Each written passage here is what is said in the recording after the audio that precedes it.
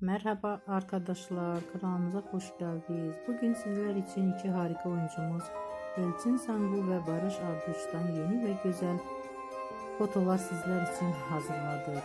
Elçin Sangu öyle bir geçer zaman ki Kurt Seyit ve Şura ve Kiralık Aşk dizisinde rol almış ve herkes tarafından çok beğenilmişti. Biz de sizler için onların güzel ve romantik karelerini hazırladık. Bu videoların devamlı gelmesini